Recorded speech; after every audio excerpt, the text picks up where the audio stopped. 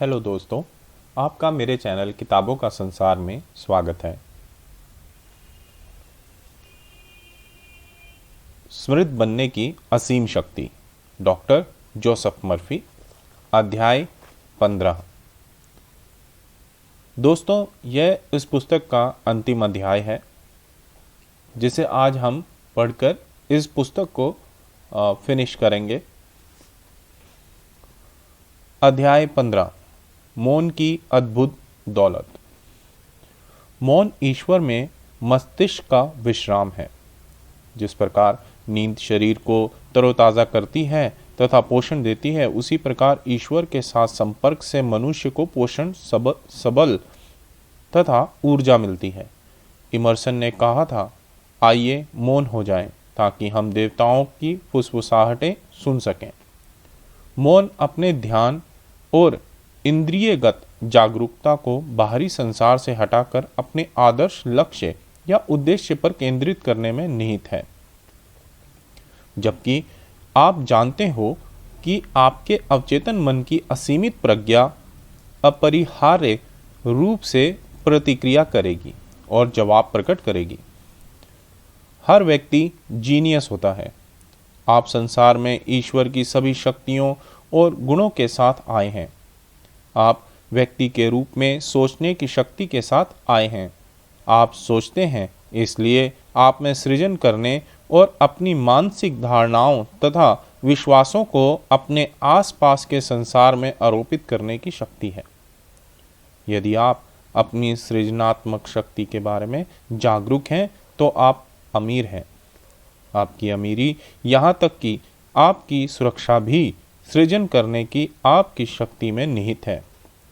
एक film studio के भ्रमण के दौरान मैंने एक पटकथा लेखक से पूछा, आप कैसे काम करते हैं? जब आप कोई नाटक लिखते हैं तो आप क्या करते हैं? उसने कुछ इस तरह का जवाब दिया, मैं अपने मस्तिष्क को शांत तथा शिथिल कर लेता हूँ और बस बहाव में बहने लगता हूँ। मैं बस इतना जानता हूँ कि पटकथा का मूल विचार क्या है। मैं उस विचार के बारे में सोचता हूँ और उसका आनंद लेता हूँ। फिर रात को सोने से पहले अपने मौन में मैं पुस्तक पर ध्यान केंद्रित करता हूँ। उस वक्त मुझे पूरा विश्वास होता है कि विषय वस्तु, पात्र और विचार मुझे दे दिए जाएंगे। सुबह जब मैं उठता हूँ तो मेरे पास पूरी पटकथा होती है और मैं बैठकर उसे लिख लेता हूँ। अब वह पटकथा लेखक के मस्तिष्क के सिवा कहाँ उत्पन्न हुई? जिन विचारों पर उसने रात के मौन में मनन किया, उनकी छाप उसके अवचेतन मन पर छूट गई और फिर उसने स्वतः ही पुस्तक के लिए आवश्यक सभी सृजनात्मक विचारों के साथ प्रतिक्रिया की। आप अपने मस्तिष्क में जीते हैं, वहीं पर आप अमीर या गरीब, भिखारी या चोर बनते हैं। जब आप जीवन में मनचाही चीज़ों के सृजन में अपने विचारों की शक्ति के बारे में जान जाते हैं तो आपके पास बहुत मूल्यवान मोती होता है। आपके भीतर की दौलत और शक्तियाँ कभी खाली नहीं हो सकती। आपकी मानसिक दौलत की कोई सीमा नहीं है, सिवाय उन सीमाओं के जिन्हें आप खुद ही थोपते हैं। उसने मौन से किस प्रकार दौलत पाई? रॉबर्ट लुइस स्टीवेंसन ने मौन का नियमित और सुनियोजित अभ्यास किया। उन्हें सोने से पहले रात के मौन में अपने अवचेतन मन को स्पष्ट निर्देश देने की आदत थी। जब उनका ध्यान आसपास के इंद्रिय जगत से हटकर अवचेतन मन की शक्ति तथा बुद्धिमत्ता की ओर मुड़ जाता था, तो वे अपने अधिक गहरे मन से आग्रह करते थे कि उनके सोते वक्त वह कहानियाँ गढ़ ले। उदाहरण के लिए, अगर स्टीवेंसन की आर्थिक स्थिति खस्ता होती थी तो अपने अवचेतन मन को वह कुछ इस प्रकार आदेश देते थे, मुझे एक अच्छा रोमांचक उपन्यास दें जो बिक सके और मुनाफा दे। उनका अवचेतन मन बेहतरीन प्रतिक्रिया करता था। स्टीवेंसन ने कहा, ये सूक्ष्म भूरे पदार्थ, उनके अवचेतन मन की बुद्धिमत्ता और शक्तियाँ मुझे किसी धारावाहिक की तरह किस्तों में कहानियाँ बता देती हैं और कहानी के रचनाकार यानी मुझे इस बात से अनजान रख सकते हैं कि कहानी किस ओर बढ़ रही है। उन्होंने यह भी कहा, मैं जागते वक्त जो काम करता हूँ वह भी ज़रूरी नहीं है कि मेरा हो। सारे प्रमाण बताते हैं कि इसके अस्तित्व में भी बुरे पदार्थ का हाथ रहा है। बुरा पदार्थ यानी कि आपके अवचेतन मन की शक्तियाँ। उनकी मौन अवधि ने उन्हें लोकप्रिय बना दिया। द प्रोफेट के लेखक खलील जिब्रान न सिर्फ रात के मौन में सोचते थे, बल्कि अपने भीतर के ईश्वरीय स्वरूप से संपर्क भी करते थे।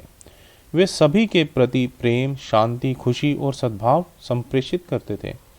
इसके अलावा वे रोज़ाना आंतरिक दीप्ति, प्रकाश, प्रेम, सत्य और सौंदर्य पर भी मनन करते थे। उन्होंने मानव जाति को ईश्वर के साथ मौन साधना की दौलत धरोहर में दी है। जिब्रान प्राय उस एक सुंदर और अच्छे ईश्वर की ओर उन्मुख होते थे। उन्होंने लिखा था, मैं मौन को खोजता हूँ और मौन में खोजे गए खजानों को भरोसे के साथ लौटा सकता हूँ। उन्होंने भीतर स्थित जीवंत जल के अनंत सोते से बुद्धिमता, सत्य और सौंदर्य बाहर निकाला। रात की खामोशी और असीम के तादम्य में वे सर्वोच्च सत्ता से प्रेरित हुए। उन्होंने बुद्धिमता के भव्य मोतियों का सृजन किया, जिन्होंने उन्हें मशहूर और काफ़ी दौलतमंद भी बना दिया। मौन में एक रोमांचक प्रयोग। मेरे दर्जी ने मुझे अपनी पुत्री के एक रोमांचक व्यावसायिक प्रयोग के बारे में बताया। वह न्यूयॉर्क में एक फैशन शो में मॉडलिंग करने जा रही थी और उसने अपने पिता से कहा, मैंने आज जो शो में $8,000 का एक सुंदर अरमाइन कोट देखा। मैं जानती हूँ कि हम उसका खर्च नहीं उठा सकते, लेकिन मैं अपने दिमाग में एक प्रयोग करने जा रही हूँ। ओह, मुझे तो वह चाहिए ही। उसके पिता ने उससे यह कल्पना करने को कहा कि वह कोट पहन रही है, उसके सुंदर फर को महसूस कर रही है और उसके स्पर्श को महसूस कर रही है। उसने मन ही मन काल्पनिक कोट पहनने का अभ्यास किया। उसने उसे प्यार से बार बार सहेजा और छुआ, जैसा कोई बच्ची अपनी गुड़िया के साथ करती है। वह यह सब करती रही और अंततः उसे इन सब का रोमांच महसूस हुआ। हर रात की खामोशी में वह काल्पनिक कोट पहनकर सोने गई और उसकी मालकिन बनने पर खुशी महसूस करती रही। 1 महीना गुजर गया और कुछ भी नहीं हुआ। वह डगमगाने ही वाली थी, लेकिन उसने खुद को याद दिलाया कि निरंतरता से ही फल मिलता है और जो अंत तक लगन रखता है वही कायम रहता है। उसके मानसिक नाटक का परिणाम यह हुआ कि अंततः एक रविवार की सुबह मेरे प्रवचन के बाद एक आदमी ने उसके पैर के अंगूठे पर गलती से पैर रख दिया। आदमी ने सच्चे दिल से क्षमा मांगी, उससे पूछा कि वह कहाँ रहती है और उसे कार से घर छोड़ने का प्रस्ताव रखा। उस युवती ने खुशी खुशी प्रस्ताव स्वीकार कर लिया। थोड़े समय की जान पहचान के बाद उस आदमी ने विवाह का प्रस्ताव रखा। उसे हीरे की एक सुंदर अंगूठी दी और कहा, मैंने एक बहुत सुंदर कोट देखा था, उसे पहनने पर तुम बहुत जमोगी। यह वही कोट था जिसने 1 महीने पहले उस युवती का मन मोह लिया था। सेल्समैन ने कहा कि कई अमीर औरतों ने वह कोट देखा था और उन्हें वह बहुत पसंद भी आया था, लेकिन न जाने क्यों उन्होंने हमेशा दूसरा कोट खरीदा था। किस प्रकार एक माँ ने अपनी भावनाओं को रिचार्ज किया। एक महिला ने मुझसे शिकायत की कि उसके बच्चे उसे पागल बना रहे थे।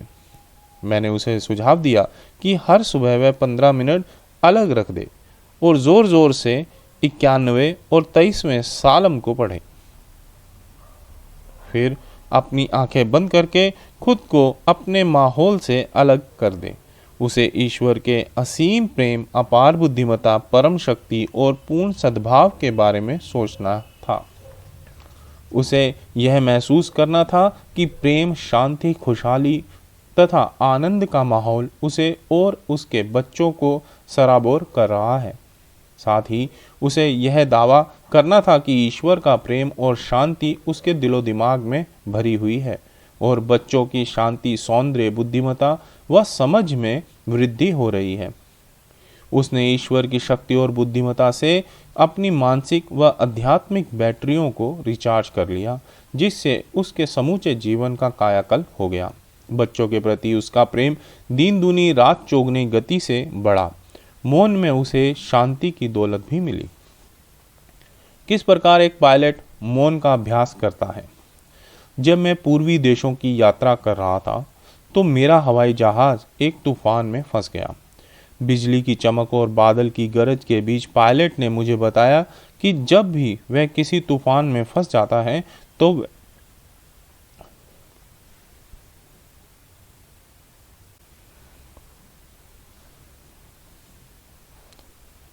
वह मन ही मन 23वीं सालम दोहराता है और साथ में यह भी जोड़ देता है, ईश्वर का प्रेम इस जहाज को समेटे हुए है और मैं इसे दैवीय योजना के तहत नीचे उतारता हूँ।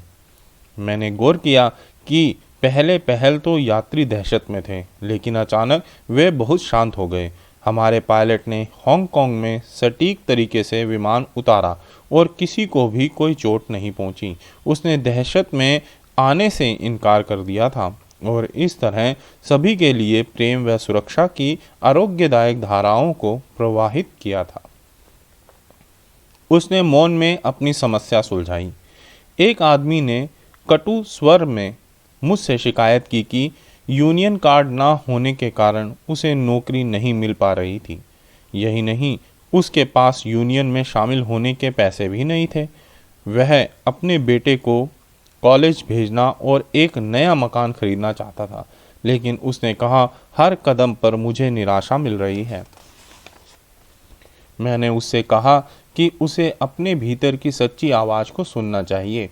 वह चीज़ों के नकारात्मक पहलू को देख रहा था, लेकिन आस्था ईश्वर के शाश्वत सत्यों को सुनने से उपजती है।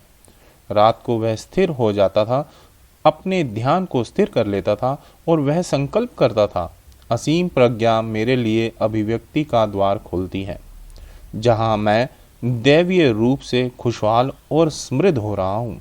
ईश्वर रास्ता बना रहा है कि मेरा लड़का कॉलेज जाए और ईश्वर की दौलत प्रचुरता के सैलाब में मेरी ओर प्रवाहित हो रही है।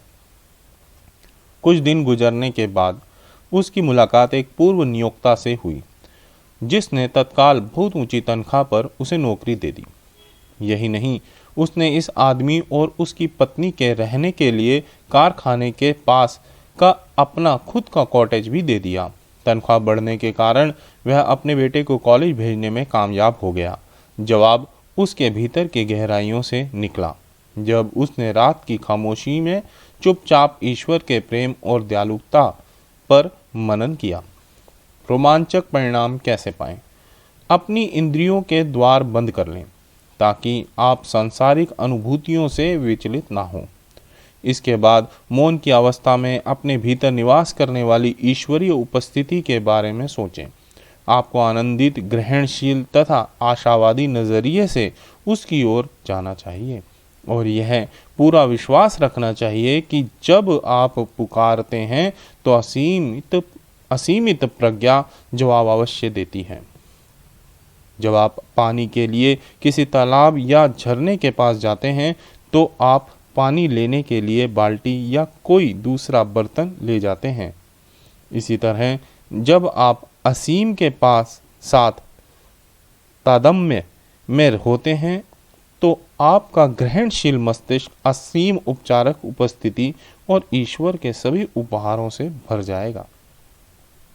आप समय समय पर अपने मस्तिष्क को दोबारा आदेश देकर उसी क्षण मौन में दाखिल होना शुरू कर सकते हैं, जहां आप अपने ध्यान को इंद्रियों से महसूस होने वाली बातों से हटा लेते हैं और भीतर निवास करने वाले ईश्वर के साथ संपर्क करते हैं तथा ईश्वर के प्रेम से अपनी आत्मा को भर लेते हैं। बेहतरीन जीवन कैसे जिएं? एक युवा डॉक्टर ने मुझे बताया कि रोग निदान विद्या का अध्ययन करते समय उसे कई प्रकार के रोग लग गए जिनका उसने अध्ययन किया था। उस उसे एहसास हुआ कि वह लगातार रुग्ण चित्र देखता रहता था और उसके दिमाग ने उन रोगों को उत्पन्न कर दिया जिनसे वह डर रहा था। बहरहाल, अपनी दशा का कारण मालूम होने के बाद स्थिति को दुरुस्त करने के लिए उसने यह मनन किया कि सारे रोग रोगियों के विकृत मानसिक विचारों के कारण उत्पन्न होते हैं। वह सद्भाव, स्वास्थ्य और शांति के आदर्श विचारों पर मनन करने लगा। जब भी उसे नकारात्मक स्थिति नजर आई तो वह पूर्णतः सौंदर्य और आदर्श पर मनन करने लगा। वह सभी रोगियों में ईश्वर की उपस्थिति देखने लगा और इस प्रकार सभी रोगों से अप्रभावित हो गया। आज वह एक बेहतरीन जीवन जीता है। वह गंभीर संक्रमण वाले रोगियों के वार्ड्स में जाता है और सभी प्रकार के रोगियों से मिलता है, लेकिन उसे कोई रोग नहीं होता। वैज्ञानिक और मौन। एक मशहूर इंजीनियर और अंतरिक्ष वैज्ञानिक के सामने जब समस्याएं आती हैं तो वह अपने रिसर्च ऑफिस में अकेला बैठ जाता है और मन ही मन इस प्रकार मनन करता है, मुझे इस वक्त दैवीय समाधान के बारे में जागरूक बनाया जा रहा है। ईश्वर जवाब जानता है और मैं तथा मेरे पिता एक हैं। ईश्वर इसी पल मेरे सामने यह उजागर करता है। वह कहता है कि उसे हमेशा जवाब मिल जाता है। कई बार तो उसके दिमाग में सहज बोध की एक कौंध में या अक्सर उसके दिमाग में एक ग्राफ के रूप में जो सटीक जवाब होता है, वह अपनी तकनीक को मौन समाधान कहना पसंद करता है। कुछ क्यों नहीं हुआ। एक महिला ने मुझे बताया कि वह हर दिन आधे घंटे तक मौन में बैठी, लेकिन इसके बावजूद उसे कोई परिणाम नहीं मिला। मुझे पता चला कि उसकी विधि यह थी कि वह संगीत बजाती थी, धूप जलाती थी और पवित्र मूर्तियों पर ध्यान केंद्रित करती थी। वह कुछ मुद्राओं में भी बैठती थी, मोमबत्तियां जलाती थी। उसने अपने घर में पूजा घर बनाए और प्रार्थना करते समय पूर्व दिशा की ओर मुंह करके बैठी। वास्तव में वह जीवन की परिधि और बाहरी चीज़ों में ही पूरी तरह संलग्न थी। उसका पूरा जीवन उथल पुथल से भरा हुआ था। वह विभिन्न मानसिक असामान्यताओं से बीमार, कुंठित, अकेली और बोर और परेशान थी। उसका मन मूर्तियों, मोमबत्तियों, कर्मकांड, धूप, संगीत और मुद्राओं पर केंद्रित था, जो सभी एक प्रकार की स्वसमोहक निद्रा का परिणाम देती हैं। वह पूरी तरह से अपनी 5 इंद्रियों से भरी हुई थी और दैवी उपस्थिति से जरा भी संपर्क नहीं कर रही थी। उसकी बहन गैर धार्मिक थी और उसे लगातार झिड़कती रहती थी, तुम हर दिन प्रार्थना करती हो, लेकिन इससे तुम्हें क्या फ़ायदा होता है? मेरी ओर देखो, मैं मौन में एक पल भी नहीं बैठती हूँ और ईश्वर पर भी यकीन नहीं करती हूँ, लेकिन मैं शक्ति संपन्न, जीवंत और समृद्ध हूँ। वास्तव में वह महिला मौन में गई ही नहीं, वह तो दृश्यों, ध्वनियों और मूर्तियों में ही उलझी रही। उसने अपनी ऊर्जा और समय बाहरी चीज़ों में ही बर्बाद कर दिया। मैंने उसे इमर्सन का बुद्धिमत्तापूर्ण मौन समझाया, जिसका वह अभ्यास करने लगी। फलस्वरूप उसकी मानसिक, शारीरिक तथा आर्थिक स्थिति में जबरदस्त परिवर्तन हुआ। इमर्सन का बुद्धिमत्तापूर्ण मौन संसार और अपनी इंद्रियों के सारे एहसासों से दूर हो जाए। इसके बाद अपने विचारों या इच्छाओं की वास्तविकता पर मनन करके बुद्धिमत्तापूर्ण मौन का अभ्यास करें। यकीन करें कि यह इसी वक्त आपके पास है और आपको यह मिल जाएगा। इसका अर्थ है कि आपकी इच्छा, विचार, योजना, उद्देश्य या आविष्कार आपके हाथ या हृदय जितना ही वास्तविक है। मस्तिष्क के एक दूसरे आयाम में इसका रूप, आकार और हुलिया मौजूद है। इस पर अपना ध्यान केंद्रित करें, इस पर खुश हो। जान लें कि असीमित प्रज्ञा जिसने आपको यह विचार दिया है, इसे साकार करने की आदर्श योजना भी प्रदान करेगी। इस नज़रिए को कायम रखें और आपको जवाब पाने वाली प्रार्थना की खुशी महसूस होगी। यही इमर्सन का बुद्धिमत्तापूर्ण मौन है। हर दिन समृद्ध लाभों की फसल काटें। हर सुबह जागने पर ईश्वर और उसके प्रेम के बारे में सोचें। प्रबल आशा, रुचि और स्फूर्त ध्यान से चौकस और जीवंत बन जाएं। चुपचाप और धीरे धीरे कहें, मैं आज स्वयं को, अपनी योजनाओं, विचारों और अपने जीवन के सभी मामलों को ईश्वर की पावन व्यापकता के हवाले करता हूँ। मैं गोपनीय सर्वोच्च स्थान पर रहता हूँ और उसकी प्रबल उपस्थिति मुझ पर, मेरे परिवार पर, मेरे व्यवसाय पर और मुझसे संबंधित सारी चीज़ों पर निगाह रखती है। ईश्वर मेरे साथ चलता है और मुझसे वार्तालाप करता है। मैं जहाँ जाता हूँ, ईश्वर और उसका प्रेम भी मेरे साथ जाता है। ईश्वर मुझे अपने सभी कार्यों में दौलतमंद बनाता है। उसकी दौलत मेरी ओर मुक्तता से, खुशी से, अंतहीन और अनंत रूप से प्रवाहित होती है।